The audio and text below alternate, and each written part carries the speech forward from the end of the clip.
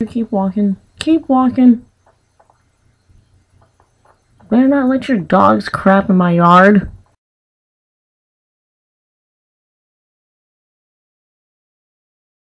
This is Rose, the blogger from My Randomosity, and I'm sitting here with absolutely positively no makeup on my face because I wanted to do a quick Beauty Blender tutorial.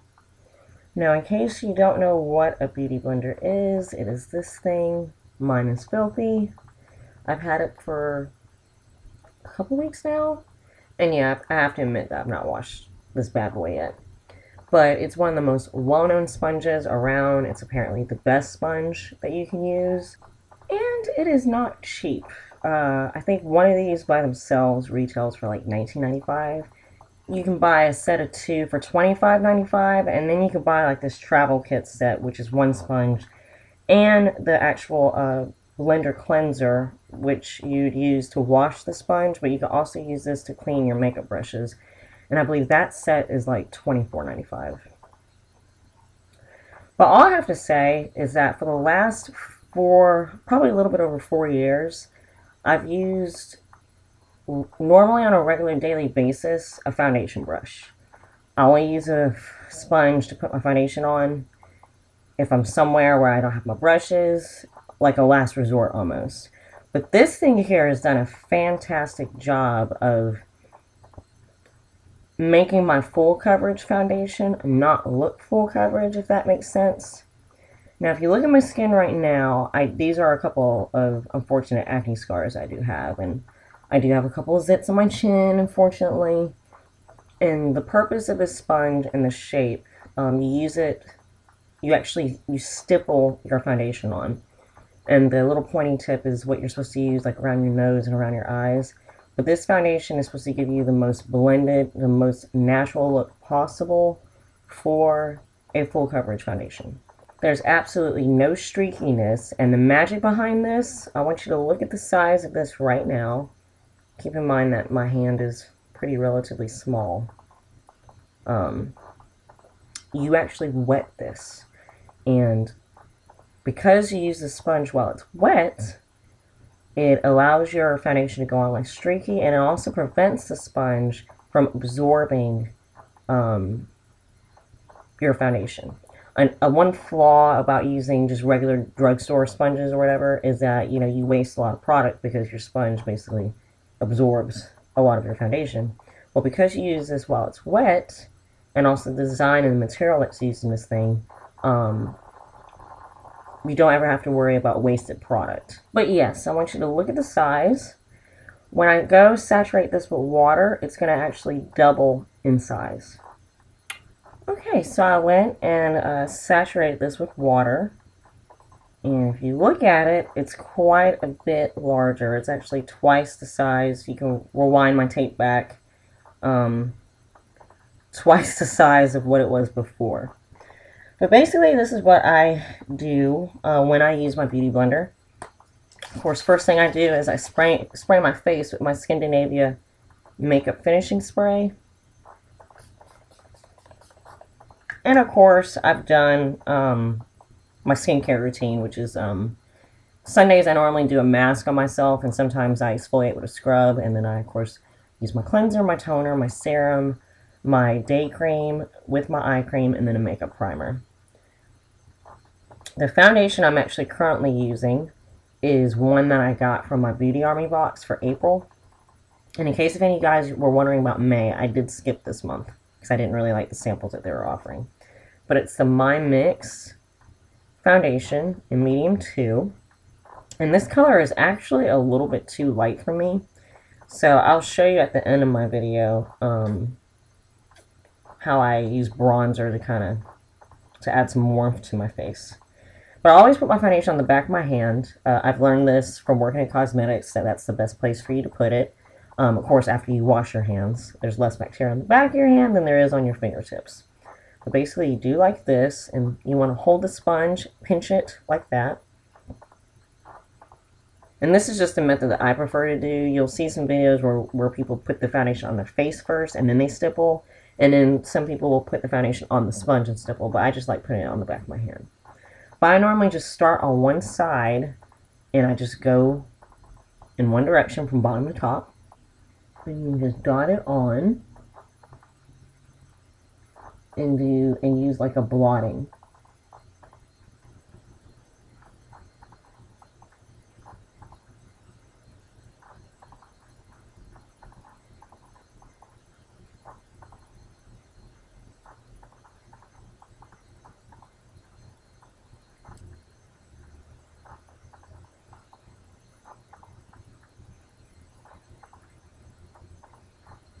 Just a fast blotting motion.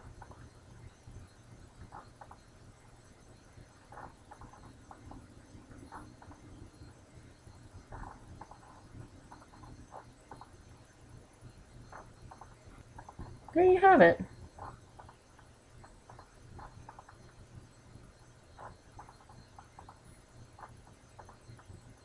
And as you can see, this foundation is a little bit too light, but still, it's very seamless. I don't have like that obvious demarcation line.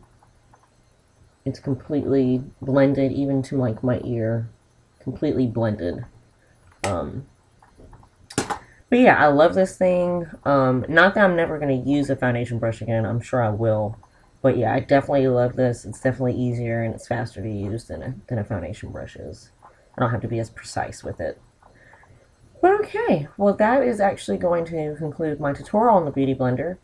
I ordered mine off of Birchbox.com because I had some Birchbox points, and I talk about it briefly in my mini Birchbox / Amazon haul. Now the remainder of this video is going to be me just kind of finishing what I do with my skin when I do my makeup. And then the next video I'm going to film is going to be actually, if you're only interested in learning about the Beauty Blender, you can stop watching now. I'm actually going to proceed with how I do my concealer on my acne and my scars, and the powder I use, and then how I do blush and my bronzer. In a video that I plan on filming soon, it's going to be my Ulta haul. I just actually bought this Rimmel Stay Matte Translucent powder, and I actually really like it. And of course, it doesn't work as well as my most favorite powder that's discontinued, the Clarins Translucent Shine Stopper powder.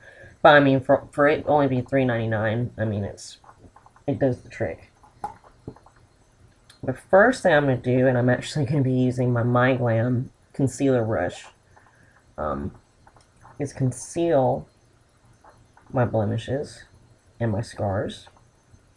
And I'm actually using the Boo Boo Cover Up, which actually came in my April Beauty Army box. But I do use the brush to put the product on, and then I blot with my finger. And yes, this concealer is actually just a tad bit too light for me. But I put it to good use anyway. Okay, I know you can obviously see where I've used the concealer, but pretty soon, in a few seconds, you won't be able to tell. The next thing I do is, of course, powder to set the concealer in my foundation.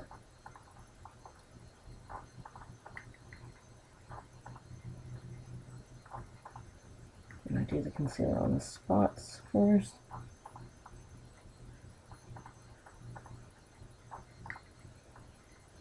And then I powder, of course, the rest of my face.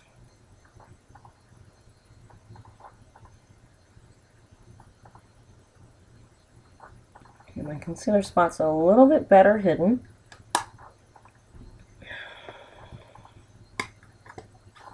The next thing I do is my blush, and I actually use, pretty much on a daily basis, the Lancome Shimmer Pink Pool blush. It has shimmers in it, but it's not anything like incredibly that noticeable. And I'm using a Lancome blush brush, by the way.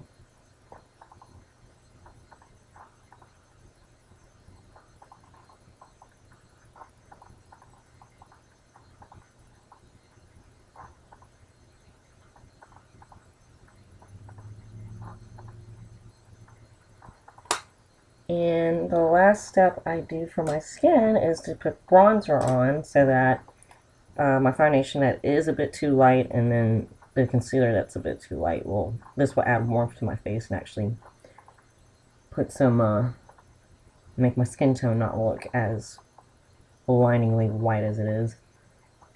But the first areas I do is where this concealer is.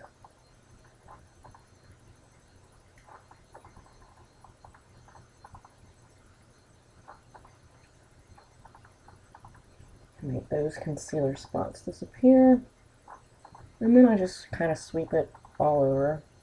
And this is the Lancome Tropiques Mineral Natural Sun Bath bronzer, which is actually an older bronzer that I don't think it's sold anymore. No, I think it's sold.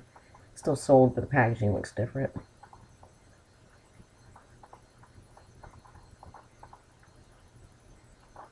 And sometimes my bronzer adds a little bit too much warmth to my skin where my blush is not as noticeable. So I'm actually going to go back over with a little bit more blush.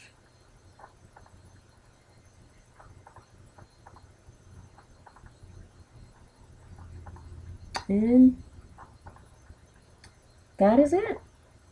And luckily, I mean, you can kind of still see the spots out of concealer, but it's completely blended, and my face does not look quite as white as it did. Well, this concludes my Beauty Blender tutorial and also my basic foundation tutorial. If you have any questions about any of the products that I used, don't hesitate to ask. And again, this is Rose, and thank you for watching this crap, and I will see you guys again soon.